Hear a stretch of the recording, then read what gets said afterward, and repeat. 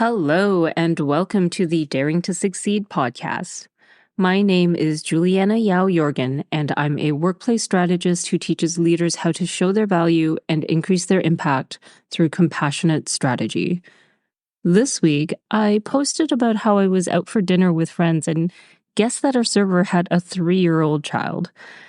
It was kind of interesting because I've been out for dinner with these friends before, and as one of my, I don't know, hobbies or things I like to do when I'm out and about is people watch. And last time we went out for dinner, I made some random guesses as well. So this time, my friend thought, well, you know what?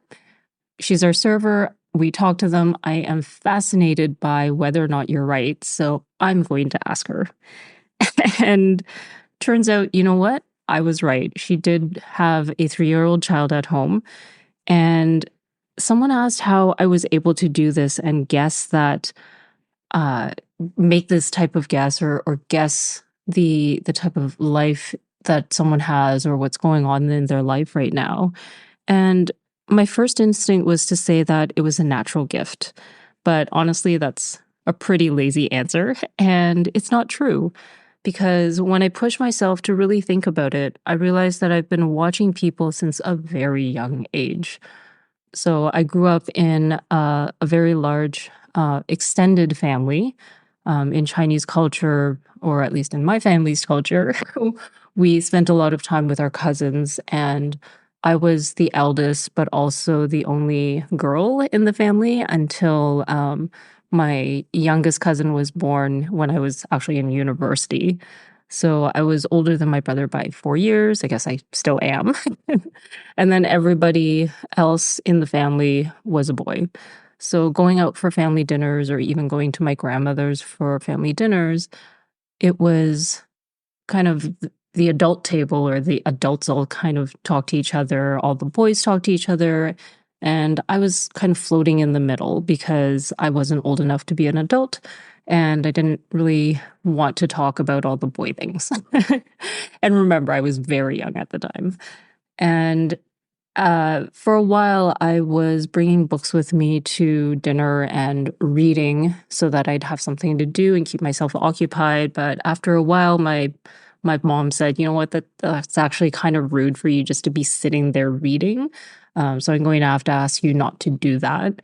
So just for something to do, I ended up just observing the adults around me and observing my cousins around me. And over time, over many, many years, of course, I started to really notice what I could notice about people, to really understand what's going on in their lives. Why are they reacting in certain ways? Why are they interacting in certain ways? What interests them? What fires them up? And what topics they shy away from. And all of this is kind of accumulation now for me of just what almost feels natural, but was we'll say, an unintended trained skill set that I picked up that became really useful in the workplace, because then I was just very, will not say naturally, but as an almost a reflex, I was always observing the people around me.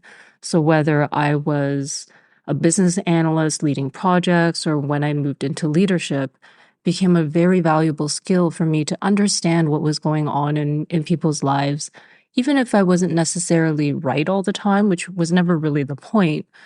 It was that open curiosity of trying to figure out what is happening with them, what's bringing them to work every day, why all of a sudden are they behaving differently, why are certain topics frustrating them and other ones exciting them, why are they fixated on certain things and just do not want anything to do with other topics.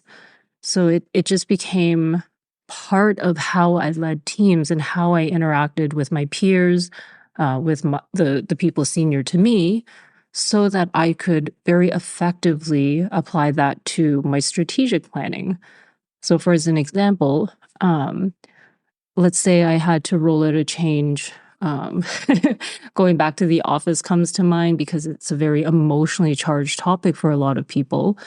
And as part of my planning, I was able to anticipate, for the most part, who would be more open to the change and who would be more resistant and why, because I knew my staff, because I knew what was going on in their lives. And it was easier for me to have those conversations with them, to work through the process, to be like, okay, well, I understand these parts of your life and why it would be difficult for you to readjust immediately. Let's figure out a plan to get you there because this is an objective. And then also managing that back up to my leadership to explain why they weren't all jumping to get back into the office right away, but to show, hey, I understand my staff. These are the barriers, but here's also the plan that we're working through together to get there. And although this is something that I've honed over the years, there's actually a faster way that you can develop the same skill. And it's kind of through the same thing, but in an accelerated way. So make a habit of observing people, even if you're just starting small, whether it's going out or with a coworker. Observe someone, make a guess about something about them, whether it's what's going on with them right now, maybe their family situation, whatever you think is comfortable and appropriate, and then ask them if it's true. If you're right, that's amazing. But if you're not, again, the point isn't to be right or wrong about your guess. It's to collect the data to understand the connection between what you're observing, what your assumptions are, and what the reality is. So let's take myself again for an example. I had someone on my team who had children who were much older than I expected them to be by like maybe 10 years.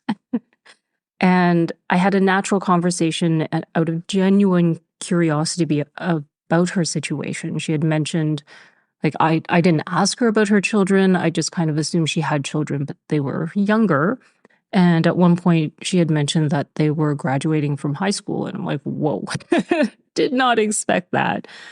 And again, the point wasn't that I was right or wrong about her having children at all or how old they were, but that when she shared that she had these older children or children who were older than what I expected, I continued on that conversation to kind of understand what was happening in her life, what was happening with her children, sort of the things that she had to worry about as a mother outside of the workplace that I can then in turn plan around or be aware of as I'm having conversations with her about her career, her work, her future.